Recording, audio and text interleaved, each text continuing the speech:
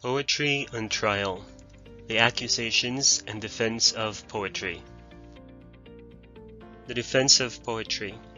Poetry is also known as the mother of history, education, music, arts, and many more. Let's take a look at the accusers of poetry.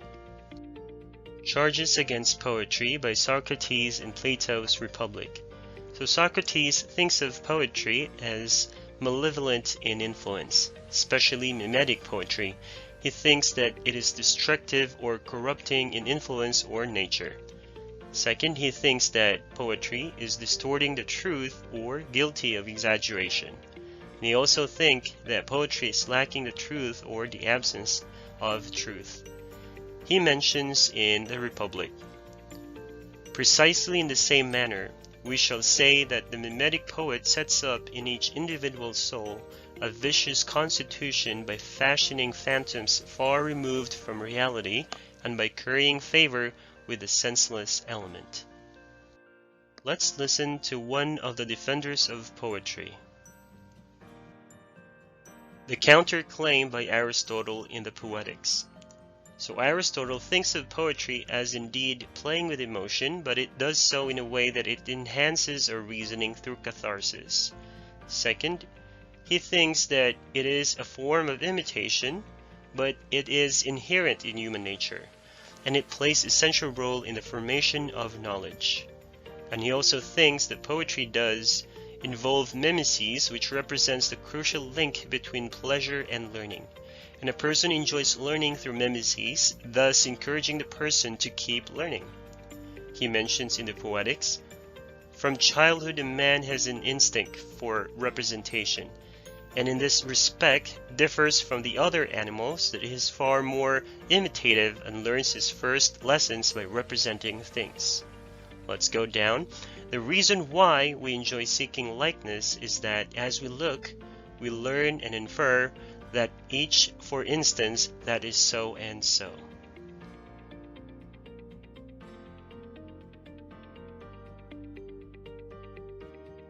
The Charges Against Poetry by Stephen Gosson in the School of Abuse, 1579. So Stephen Gosson thinks of poetry as a waste of time, and he thinks that poetry is the mother of lies. He also claimed that poetry nurses abuse. He mentions the deceitful physician gives sweet syrups to make his poison go down the smother. He also compares poetry like a hyena who speaks like a friend and devours like a foe. He further goes on, pull off the visor that the poets mask in. You shall disclose the reproach, betray their vanity, loathe their wantonness, lament their folly, and perceive their sharp sayings to be placed as peerless in dunghills, fresh pictures on rotten walls. Let's hear what the defender of poetry has to say. The counter-claim by Sir Philip Sidney in his Defense of Poesy in 1595. So he mentioned that poetry represents an artistic perspective of both history and philosophy. He mentions that poetry is not written to record historical details with specific accuracy, but rather to speak the virtue of the person writing the general feelings of the time. He mentions the poetry was never intended to rival the value of other forms of writing and definitely makes no effort to falsify or replace God. He mentions in the Defense of Poesy that the poet in nothing affirms, and therefore never lieth. For I take it, to lie is to affirm that to be true which is false. And he further continues to say, but the poet, as I said before, never affirmeth. So wise readers of poetry will never give the lie to things not affirmatively but allegorically and figuratively written. Now, let's listen again to the accusations against poetry. Charges Against Poetry by Sir Thomas Love Peacock in his 4 Ages of Poetry in 1820.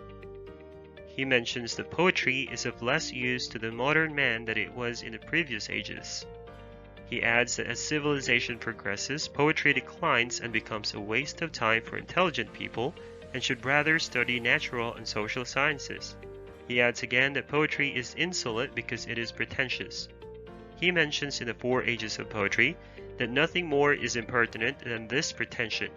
Poetry cannot travel out of the regions of its birth, the uncultivated lands of semi-civilized men, while the historian and the philosophers are advancing in and accelerating in the progress of knowledge. The poet is wallowing in the rubbish of departed ignorance and raking up the ashes of dead savages. Now let's see if one of the defenders of poetry agrees with what Thomas Love Peacock said. Let's call on Percy Bysshe Shelley. Let's hear the counter-claim by Percy Bysshe Shelley in his Defense of Poetry 1821. Percy Shelley does believe that poetry is mimetic, but it reflects the real world.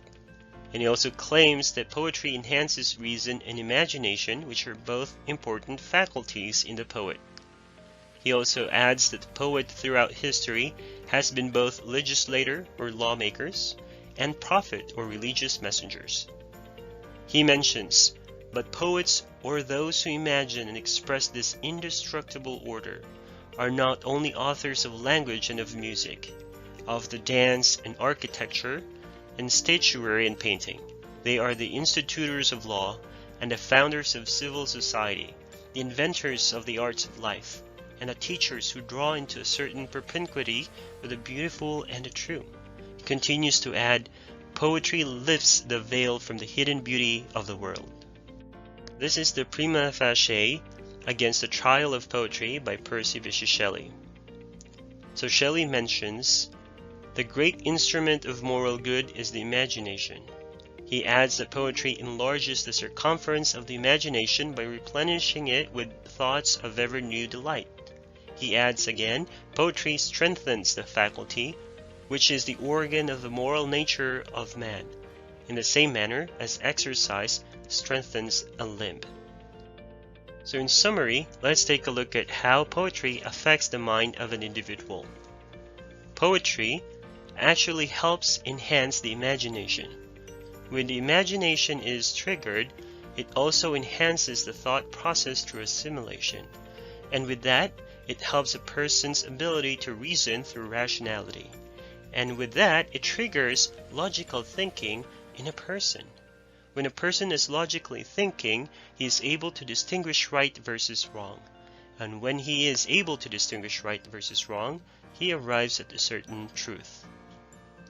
Now, with all the facts laid out for us by the accusers and defenders of poetry, shall we say that poetry is guilty or not guilty? What is your verdict?